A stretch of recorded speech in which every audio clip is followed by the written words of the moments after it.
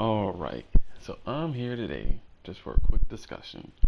So I've gotten a couple of messages, well, probably just one, honestly, about Maxi. I'll probably get more in the future. But this video is mainly in regards to what it means to counter build and why most people have no clue. Half their arguments are absolutely terrible when it comes to, oh, just play this one card and you win. So, and I'll try to make this quick. Don't want it to be too long of a video. Again, just a quick discussion. But I've placed here a couple of cards either A, extremely toxic and overpowered, or B, the quote unquote outs. I'm missing one of them. Where are you? Okay, there we go. The quote unquote outs to some of these overpowered cards. So, of course, as I've already mentioned before, Maxi is toxic. And the thing is I label Maxi barrier statues in general. Most people hate the Storm one because it's easily accessible. If you really want to be toxic, you can even access this in Dragoonity because it is a level 4 winged beast. So provided you haven't used your normal summon, you could just normal summon this card with other negates on board. Skill drain goes in match, there can be only one. There's obviously several more floodgates. If this is a TCG, we would have Mystic Mine here, but you get the idea of what's going on here. And so you have your outs. You're like, oh, well, if your opponent is playing Skill Drain or Golden Match, just Lightning Storm or Harpy's Feather Duster. What's the problem? Just do that. Or if your opponent is playing Maxi, just hit it with Caught By, or hit it with everybody's favorite Ash Blossom. Just play that out. This is simple. Play that out. And barrier statue here is going to represent the quote unquote negate board, because we can have several of them. I'll flex this bad boy. This is the negate board. Like, oh no, the dreaded negates. And it's just simply, oh, just hit it with Dark Ruler no more or Forbidden Droplet. And it seems like such a simplistic answer. If these cards are so powerful, just play her out. But this is why a lot of people don't really understand deck building, especially when it comes to playing set outs. Because then you get to a point where your deck, the one that you decided to craft, you're like, oh, I want to play Dark Magicians. Well, it's going to be a lot harder for you to play your Dark Magicians if you have to run 3 Ash, 3 Maxi, 3 Lightning Storms, 3 Dark Ruler No Mores, 3 Forbidden Droplets, 2 Call Buys, 3 Infinite Impermanences, because again, you have to stop these super powerful boards. You want to make sure that your Magician's Draw can resolve, so you can't be bothered by Skill Drain. Your whole entire deck is Spellcasters, you can't be hit by it, there can be only one. You're okay with Goals in Match, because, your whole deck is dark, so like, what does it matter about Goals in Match, but even most decks, you're gonna hate barrier statue of Stormwind. What are you gonna do? Sure, you could play under Golden Match, you can't play under barrier statue. And so what you'll notice is that your deck is going to start looking. You have to play for consistency. You try to get around 40 cards in your deck, and you'll start to notice that in order to get the outs to these powerful cards, well, you can't just add one Lightning Storm to your deck and call it an out to 2 skill drains. It's just not how that works. Especially because after turn 2, likely your Lightning Storm's not even going to be usable because you're going to have something face up. Your field spell, a continuous spell card, and like if you're playing the Adventure Engine, Lightning Storm gets turned off relatively quickly for you.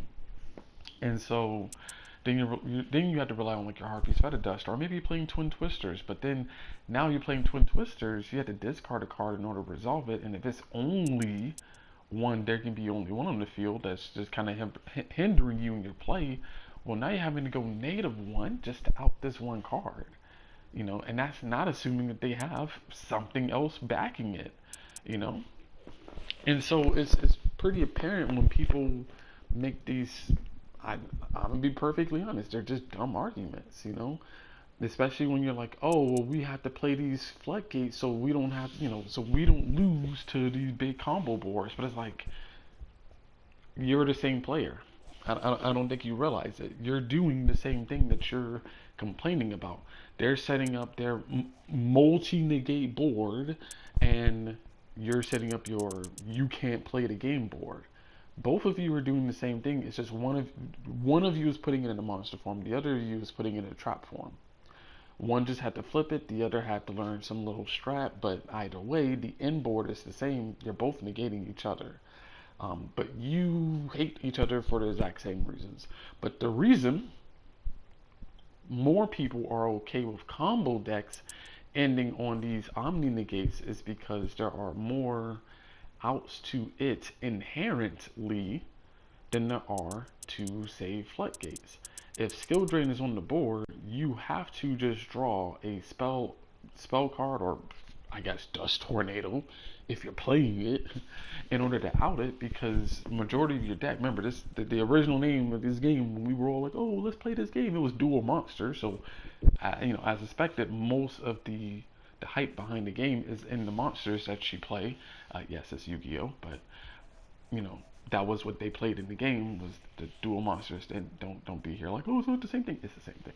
Um, so it's pretty apparent that when you have a card like Skill Drain or Mystic Mind that prevents your monsters from doing what the point of the deck is to do, it becomes an issue.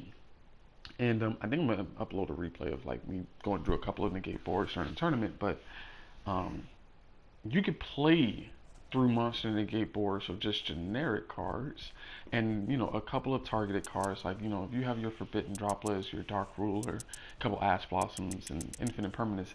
This is pretty much enough to get through your opponent setting up a really big combo board, without you having to dive into a whole bunch of other unnecessary cards.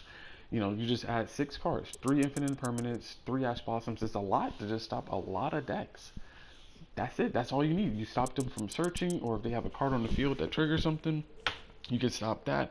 Or if they're doing the quote-unquote ultimate negate boards, they got a Baron de Flor or a Boreal Savage Dragon, whether they negate it or not, you playing Infinite Permanence turns off that negate that allow you to then play the game. Because it's a one for one. But the issues with stuff like Skill Drain or Maxi is that they're not a one for one. They're one for them all. When you resolve Maxi, and here's the key, resolving Maxi.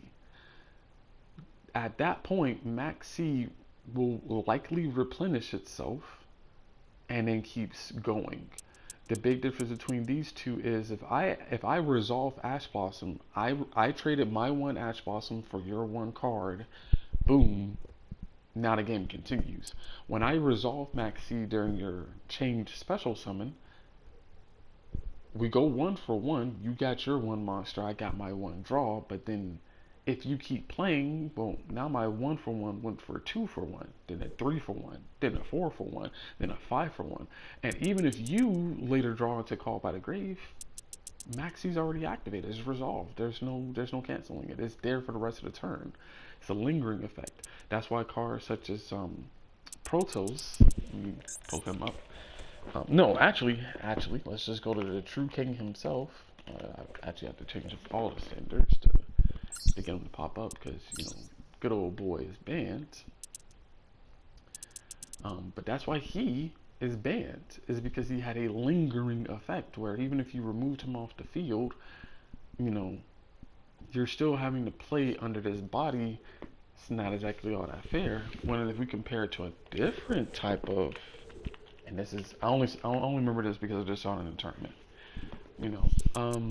There's a different type of floodgate that's inherently more fair, and it's something like this: Evil Sworn Ophidian. While this card has materials, your opponent level 5 or higher monsters can be special summoned. But it says while this card has materials, meaning that while it has it and while it's still in the field, this floodgate is active. So the second that you get it off the field, it's fair. It's like, oh, just hit it with a Regeki. Game over. Now you get to go back to playing your game. But with Max C and True King, both of them are lingering. Either you have the out right then and there, or you just don't have the out, and that's just game over for you. And a lot of people don't understand that when it comes to, especially a best of one format, you are not going to have the outs every single time. You're literally losing the game off of a coin toss in a best of one format. If you open, you're like, oh, I got my Ash Blossom. Cool. So now I'm not going to lose to Max C. Oh, well, your opponent is playing Ghost and Match. There can be only one. What good is your Ash Blossom? GG, bro. What good is your Forbidden Droplets? And you're like, okay, fine, whatever. I'm going to put in more Lightning Storms. All right, cool. So you got your Lightning Storms. You're ready for the skill drain. You're ready for all that. You're going second. Your opponent was actually a combo deck. Now you're looking at Borlo, Savage Dragon, Baron de Fleur, Shishao. You're like, all right, not a problem. I could play through that. And then during the standby phase, they shotgun Max C. Ooh, they got 3 negates. Even if you have your call by, even if you have your Ash, guess what? They can just negate it. Now what? Now what? You have to break their board and then give them all their resources back. The thing that you say, oh, this stops combo decks, they're using it. They're using it. And then even the argument of like Ghost and Match and there could be only one. Well, if you happen to be, oh, where's the other one? Well, I don't feel like searching it. Um, Rivalry of Warlords. That's it. If you're a Sorcerer deck, the deck that is a big combo deck, the one that only makes like got one combo line, it's 2 summons. Um, they play Maxi, and in the TCG, they're playing Rivalry of Warlord. Why? Because their whole deck is worms. They're playing Rivalry of Warlord because their whole entire deck is the same thing. So the whole argument of this stops combo decks is an absurd argument because they're playing the out. They're playing the things that are supposed to stop them. You know. So it's not a working argument.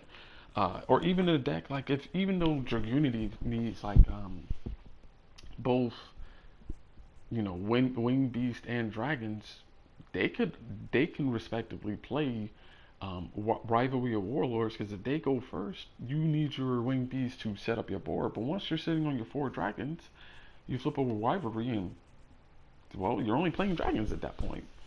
Heck, even your recovery is mostly just playing dragons still. You can play through it at that point. Or, most boards will try to get rid of your Borlo Savage Dragon. So you can still respectively play Ghost and Match yourself. Because once they get rid of your Borlo Savage Dragon, guess what? You got Crystal Wing and Ed Beer. Flip over Ghost and Match. GG, bro. Like, the combo decks is supposed to lose to these cards can use these cards. You can still play Max C. You can still play Ghost and Match. Oh, your entire board got broken? Skill drain. GG, bro.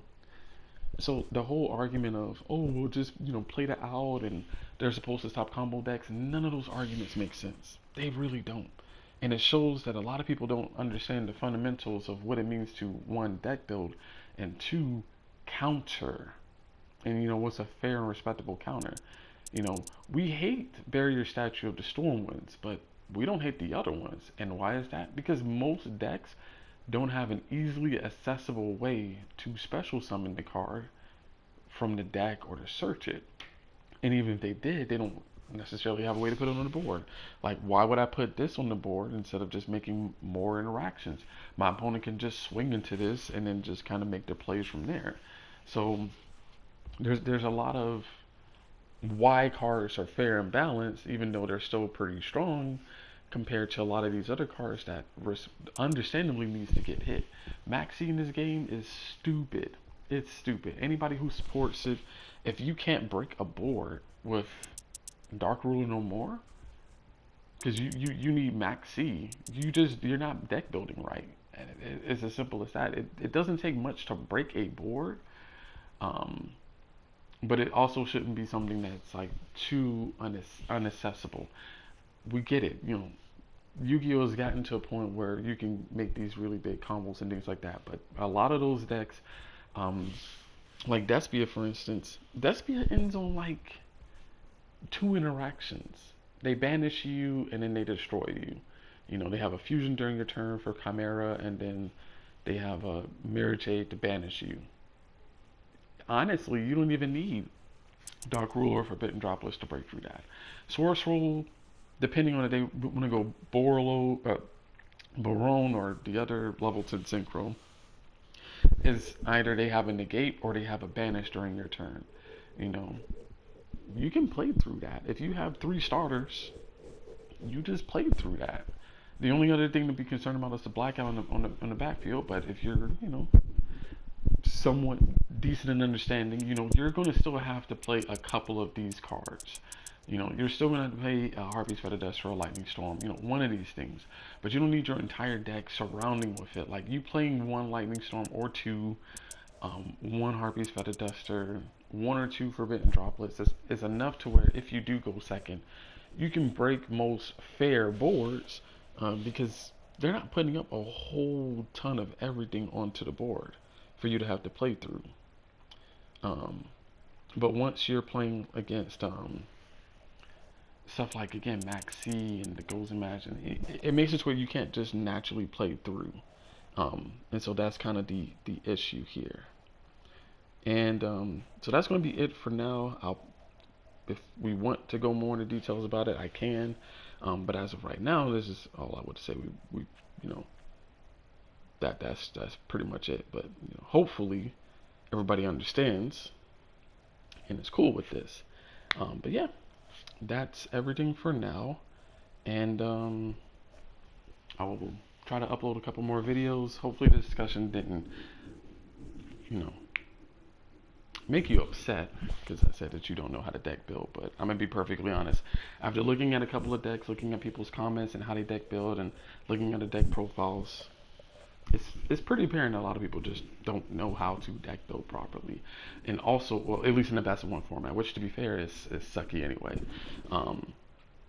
But you got all these brilliant minds who are like, oh, I don't know why all the YCS, top placing champions over the last few years, just can't beat Mystic Mind. I just don't know why. Just draw it out. Just draw it out. I don't know why they can't do it. Me, I'm brilliant. I've never played in a tournament. I have the knowledge of how to play the out. I understand that Mystic Mind, you can just play it. Just play it. Just hit it with the Harpy's Feather Duster. GT, you win, bro. You win.